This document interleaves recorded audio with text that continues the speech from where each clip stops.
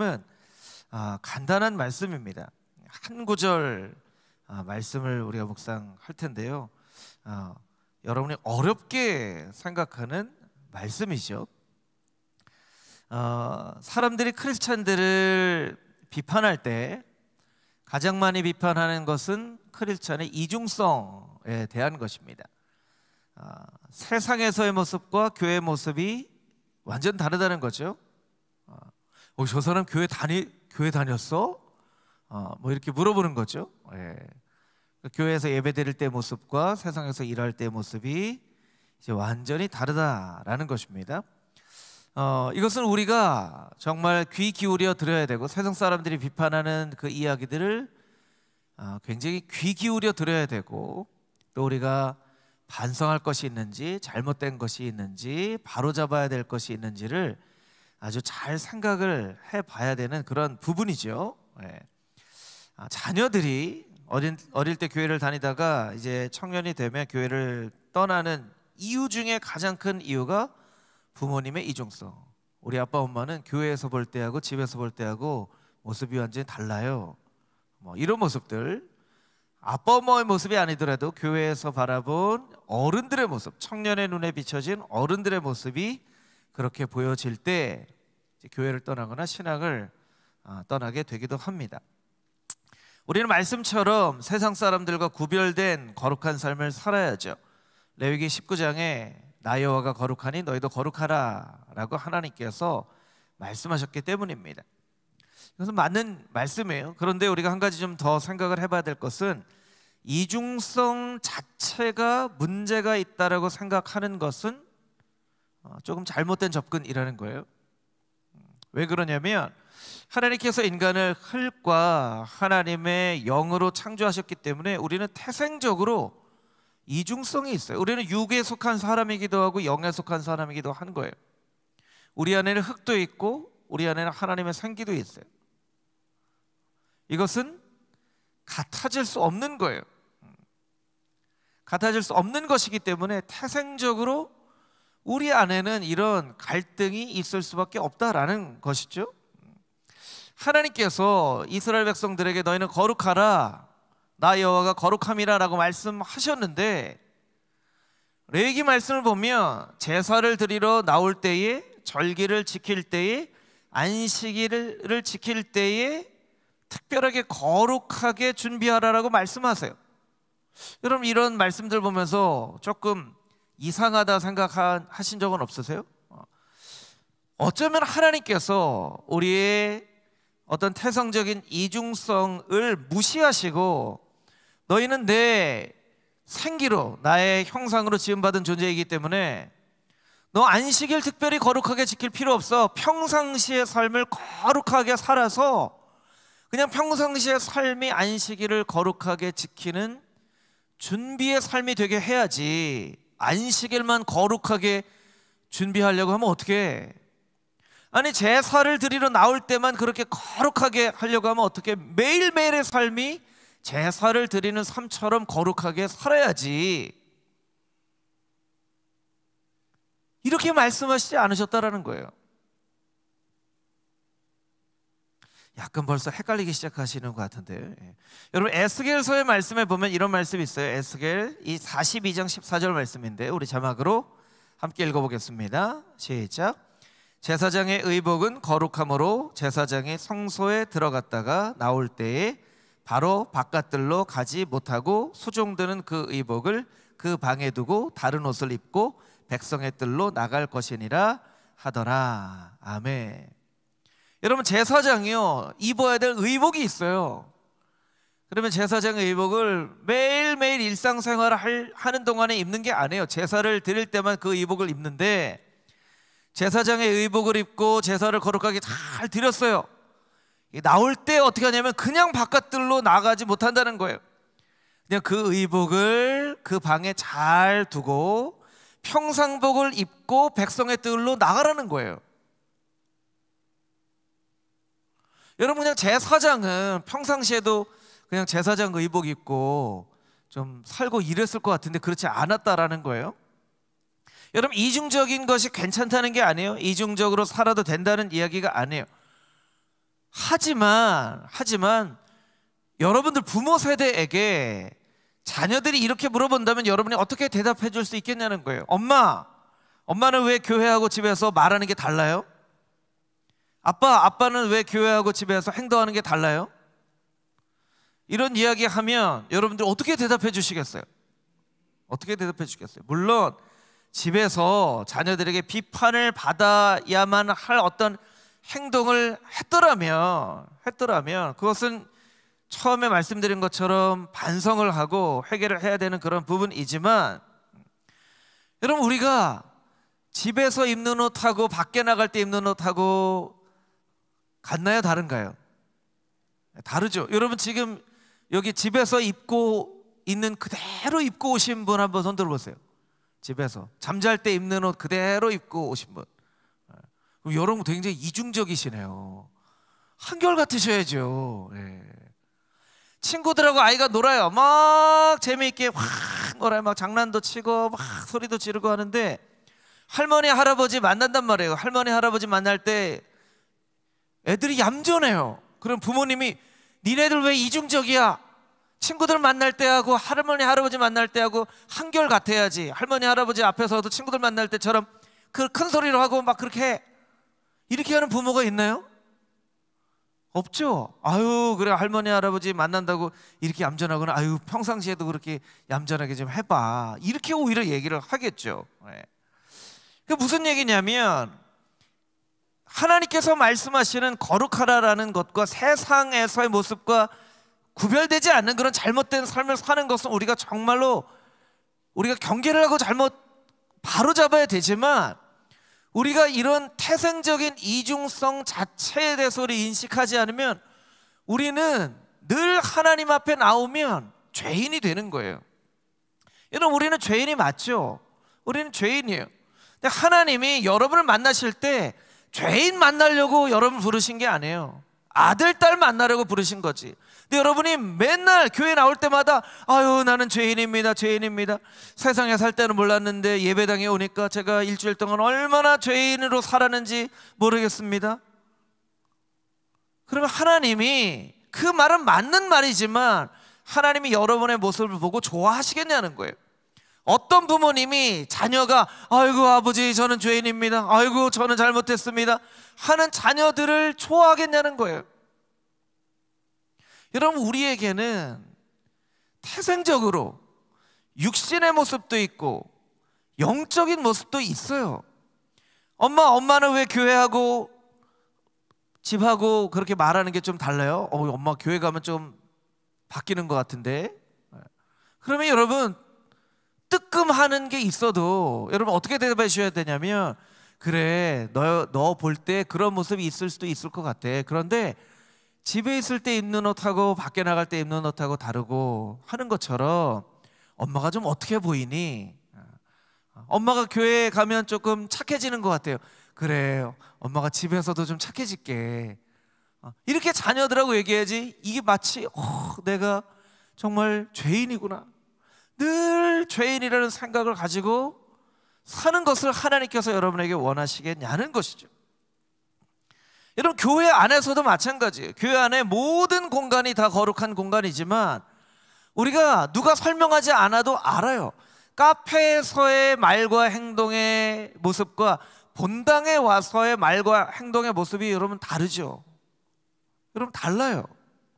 카페에서는 막 이 얘기도 하고 저 얘기도 하는데 여러분 본당에 와서 앉아 있으면 자연스럽게 어떻게 돼요? 우리의 말하고 행동이 좀 어떻게 돼요?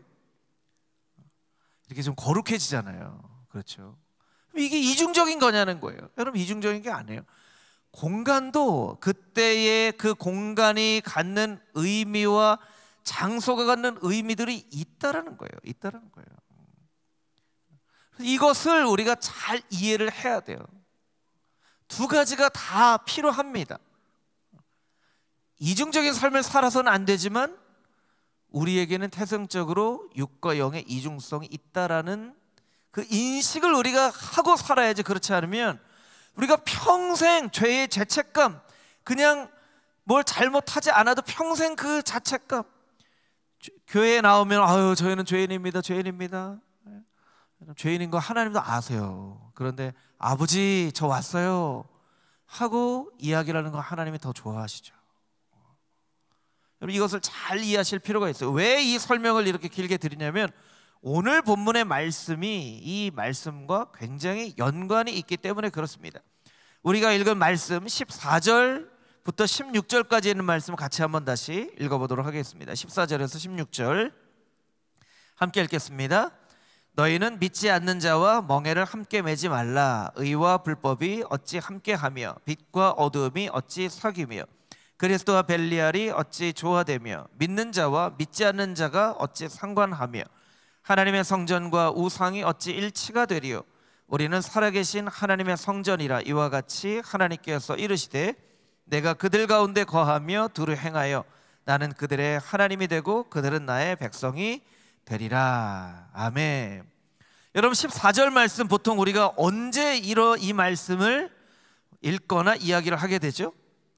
보통 14절 말씀을 가장 잘 많이 이야기를 하거나 인용을 할 때는 언제예요? 언제예요? 결혼시킬 때. 그렇죠.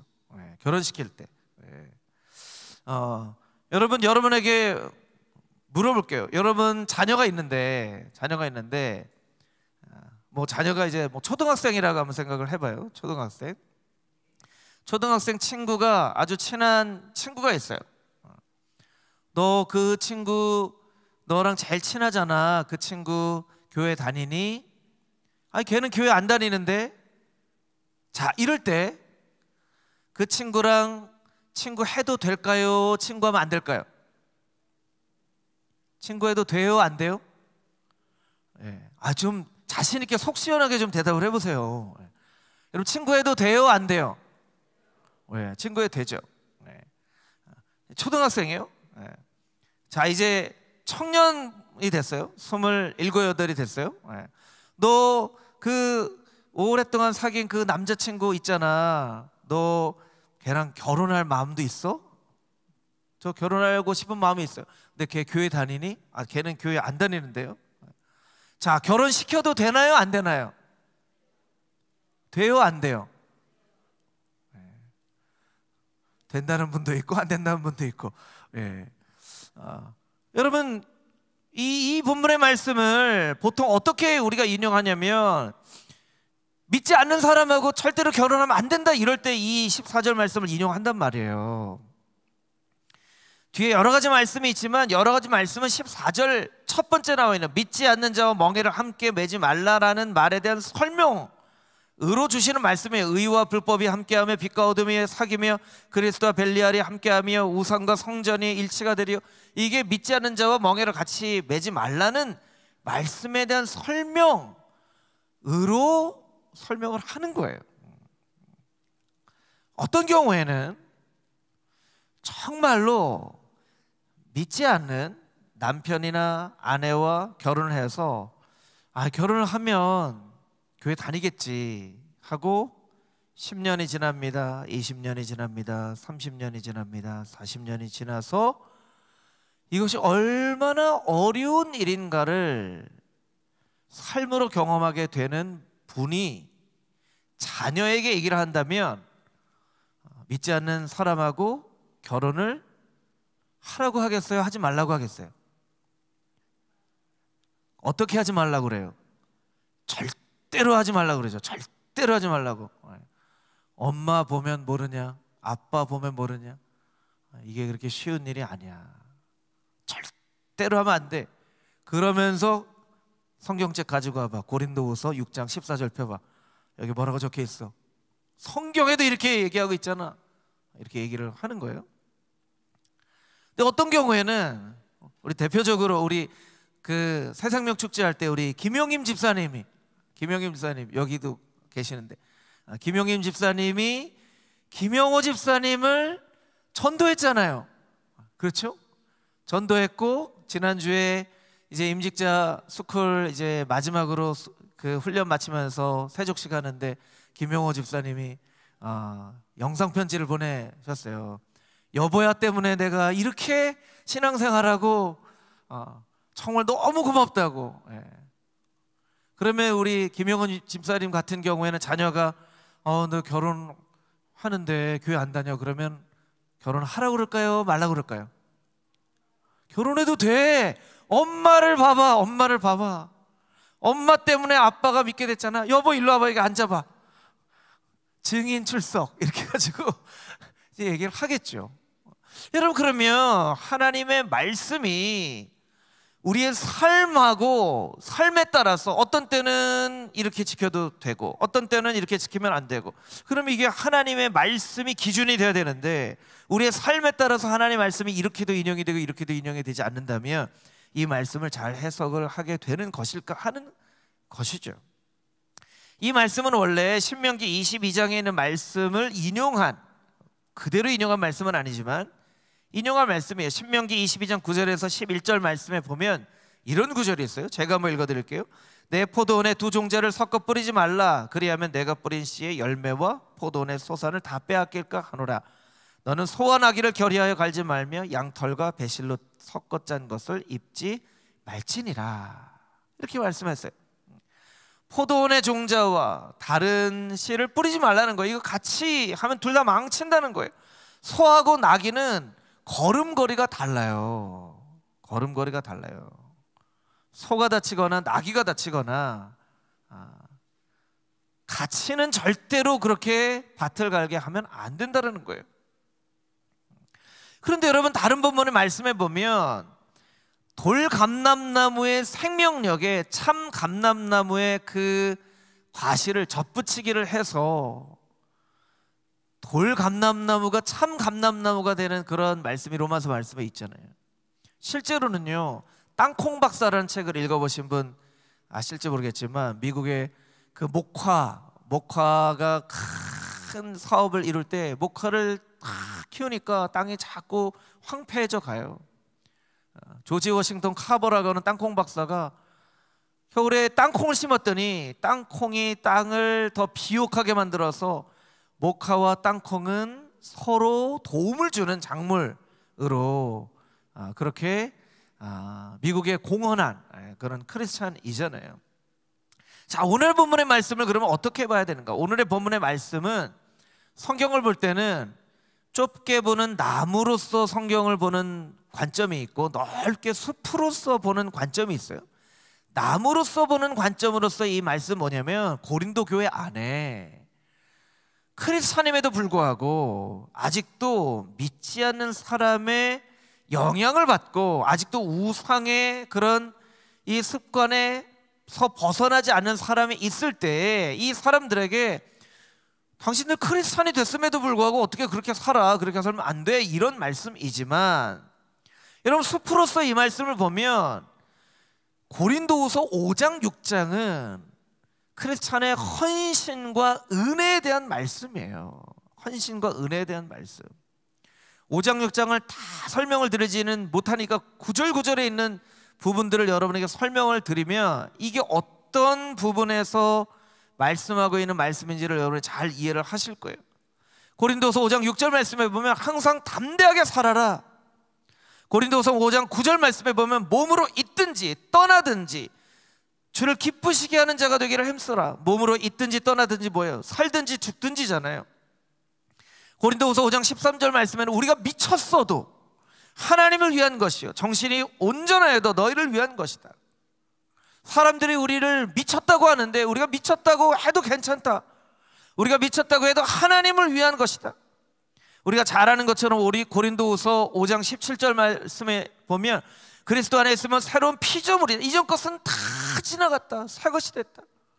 우리가 그리스도 안에 있으니까 새로운 피조물로 창조가 되었다. 지금 사도 바울의 고린도 교회를 향한 이 편지의 메시지는요, 그냥 이렇게 차분하게 믿는 자가 믿지 않는 자와 멍에를 같이 맺지만 이런 구절이 아니에요. 하나님께서 우리에게 주신 은혜가 너무나 커서 우리는 그 은혜를 생각할 때 이렇게 헌신하며 살아갈 수밖에 없는 존재인 것을 목소리를 높여 설명을 하고 있는 거예요. 고린도후서 6장으로 넘어와서 고린도후서 6장 1절 말씀에 보면 하나님의 은혜를 헛되이 받지 말아라. 너희를 어떻게 구원하여 주셨는지 기억하고 헛되이 받지 마. 고린도후서 6장 3절 말씀에는 무엇에든지 아무에게든지 꺼리끼게 하지 말라. 점점 그리스도의 크리스찬들의 은혜와 헌신의 그 정도가 점점 높아지는 거예요. 그래서 고린도후서 6장 4절에서 10절 말씀, 오늘 우리가 읽은 말씀의 바로 앞구절에는 어떤 구절이 있냐면, 우리 자막으로 보여주시면 제가 한번 읽어보겠습니다. 오직 모든 일에 하나님의 일꾼으로서 많이 견디는 것과 환난과 궁핍과 고난과 5절의 매맞음과 갇힘과 난동과 수고로움과 자지 못함과 먹지 못함 가운데에서도 깨끗함과 지식과 오래 참음과 자비하심과 성령의 감화와 거짓이 없는 사랑과 진리의 말씀과 하나님의 능력으로 의의 무기를 좌우에 가지고 영광과 욕됨으로 그러했으며 악한 이름과 아름다운 이름으로 그러했느니라. 우리는 속이는 자 같이 보여지지만 참되고 무명한 자 같지만 유명한 자가 되고 죽은 자 같지만 보라, 우리는 살아있고 징계를 받은 자 같지만 우리는 죽임을 당하지 않고 근심하지 같으나 항상 기뻐하고 가난한 자 같으나 많은 사람을 부유하게 하고 아무것도 없는 자 같으나 모든 것을 가진 자로다. 이게 지금 크리스찬이라는 거예요. 우리라는 거예요. 우리가 이런 사람인데 너희가 어떤 사람인지를 알면서도 믿지 않는 사람하고 멍에를 매는 일에, 너희가 만약에 그 믿지 않는 사람을 만나서 너희가 가지고 있는 그 은혜로 말미암아 그 사람을 변화시킬 자신도 없다면 믿지 않은 사람하고 멍에를 같이 맬 생각은 그 생각조차도 하지 마라, 이런 의미예요.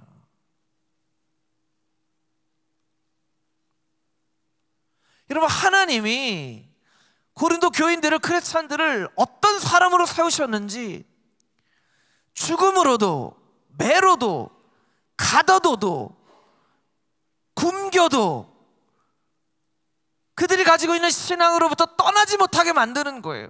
그만큼 이 당시에 크리스찬들이 가지고 있었던 영적인 영향력은 너무너무나 대단한 거였어요. 근데 믿지 않는 사람하고 제가 이제 결혼하려고 하는데, 믿지 않는 사람하고 제가 혹시 이 사람하고 결혼해서 제가 교회를 떠나게 되면 어떡할까요? 이런 고민은 하나님께서 우리를 부르신 그 정체성하고는 도저히 비교할 수 없는 것이라는 거예요. 아니, 이 정도도 자신이 없다면 차라리 아예 꿈도 꾸지 말고 같은 신앙 안에 있는 사람을 찾아서 결혼을 하는 게 낫지, 이런 의미라는 거예요. 그리고 하나님께서 고린도 교회 성도들에게 말씀하시는 거예요. 그것이 바로 우리가 읽은 16절 말씀에 있는 내가 그들 가운데 거하며 두루 행하여 나는 그들의 하나님이 되고 그들은 나의 백성이 될 것이다. 여러분, 하나님이 가나안 땅의 우상을 겁내셨더라면 그 우상이 득실득실한 곳으로 이스라엘 백성들을 절대로 보내지 않으셨을 거예요. 여러분, 가나안 땅에 우상이 얼마나 많았습니까? 그런데 여러분, 이스라엘 백성을 그 가나안으로 보내시잖아요. 여러분, 그런 생각은 해보지 않으셨어요? 아니, 하나님이 이렇게 거룩하고 귀한 자식 이스라엘 백성을 귀한 땅으로 보내시려면 정말 아무것도 없는 깨끗한 진공 상태가 있는 곳을 다 정해서 너 여기서 이렇게 살아 하고 보내셨어야 맞지. 우상이 득실거리는 거인 같은 사람들이 있는 이스라엘 백성들을 강하게 대적하는 그 가나안 땅으로 왜 이스라엘 백성들을 보내시냐는 거예요. 그러면서 하나님께서 이스라엘 백성들에게 뭐라고 말씀하세요? 너 거기 가서 우상 섬기지 마. 하나님, 우상 섬기지 말라면 우상 없는 곳으로 보내셨어야지. 우상이 득실득실한 곳으로 보내면서 우상 섬기지 말라고, 이거 좀 이상한 거 아니에요, 하나님? 여러분, 그렇잖아요. 왜 하나님이 그 우상이 가득한 곳으로 이스라엘 백성들을 보내셨냐는 거예요. 우리가 아브라함의 인생을 생각할 때에 잘못 생각할 수 있는 것은 무엇이냐면, 아브라함이 살았던 갈대아 우르는 우상이 득실득실한 곳이어서 어휴 아브라함 너 이거 우상이 살고 있는 여기에 살면 네가 물들까 봐 겁난다. 너 일로 와라. 내가 여기 우상 없는 곳으로 가서 너 지켜줄게. 이렇게 생각하면 이건 절대로 큰 착각이에요. 하나님은 하나님의 사람 한 사람을 통해서도, 말씀 한 구절을 통해서도 나라의, 민족의, 세상의 운명을 바꿔놓으실 수 있는 분이세요. 여러분 이 사실 믿으십니까?